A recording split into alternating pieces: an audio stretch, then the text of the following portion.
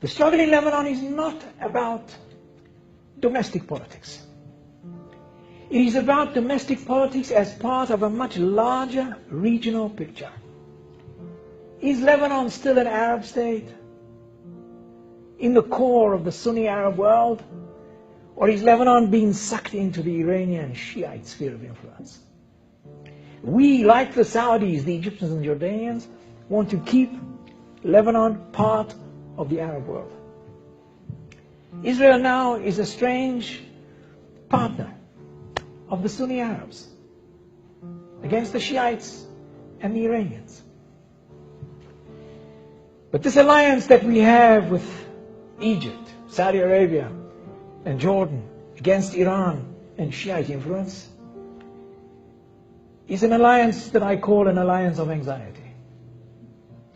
The Saudis, the Egyptians, and the Jordanians are not nearly as confident as the Iranians and Hezbollah are about the future. Listen to how Ahmadinejad speaks. Listen to Nasrallah. This air, this aura of self-assurance. Time is on our side. This is Shiite time. The Sunnis are in retreat. And they are hardly as confident and self-assured as the Iranians and their allies are. So Israel's allies in this regard, as I say, an alliance of anxiety, a rather weak reed. They can rely on Israel to stand up to Iran. I think a lot more than Israel can rely on them to do the same. סגן שר החוץ, דני אילון, לחץ את ידו של הנסיך הסעודי טורקי אל-פייסל במהלך כנס ביטחון שהתקיים במינכן שבגרמניה. אילון התנגד לפיצול הפאנל נוכח הטענה כי הנסיך הסעודי סירב לשבת עמו בפאנל, וכך נולדה לחיצת היד הדרמטית. Well, since Mr. Turki Al-Faisal called into question my integrity, then I would offer something which is very simple. If indeed it wasn't him who objected to my being here together with him, I would welcome him to shake my outstretched hand right here. And if it's too difficult for you to come up here, I will come down to you. Would you be willing to do that?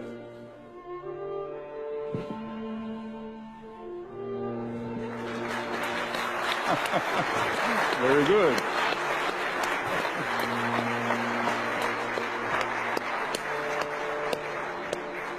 There is a chance, there is a chance. Good, I'm very glad. מהי עמדתכם באשר לסעודיה? האם היחסים שלכם עם סעודיה השתפרו, והאם יש שיתוף פעולה בין המדינות?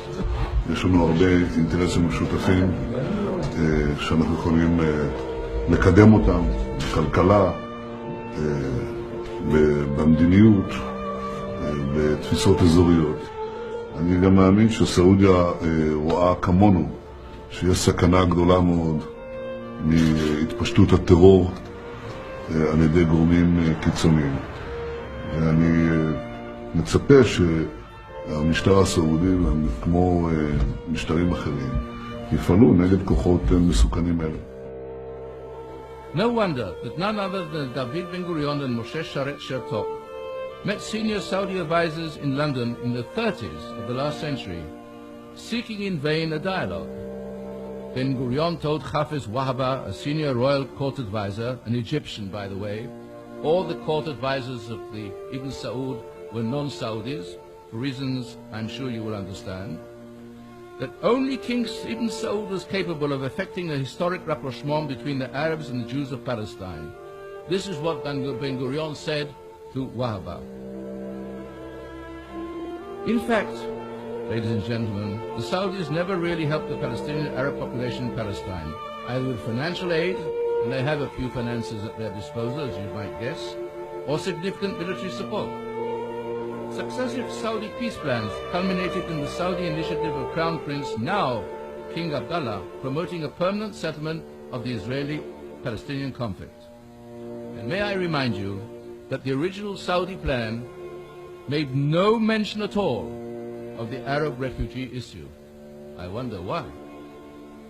This was realpolitik in its purest form. Less than a month ago, Prince Salman, the Crown Prince of Saudi Arabia, stated publicly that the policy of the realm in the Middle East could be summed up in two words: security and stability. Security within and stability without. Ladies and gentlemen, does this not mirror exactly what Prime Minister Netanyahu is seeking? Kahanov reveals in his book that during the Second World War, two Saudi princes, both kings of King Ibn Saud, the founder of the dynasty, were treated in Hadassah Hospital on Mount Scopus. One, Prince Mansour, later became the first Minister of Defense of the kingdom. The second wrote a glowing letter of thanks to the hospital on Royal House official news notepaper, praising the treatment he received from the doctors and nurses at the time. His name was Fahd, who later became king in 1985 and was the immediate predecessor of the current monarch who mounted the throne in 2002. Now, none of these two medical patients could have gone to Hadassah without the express approval of Ibn Saud. There are numerous items in the book proving that the Saudis never supported the Palestinian cause with money or arms. Ibn Saud viewed the Palestinian national movements as potential threats to stability in the region. And King Abdallah of today now seeks a swift end to the Palestinian problem as he accepts Israel's legitimacy.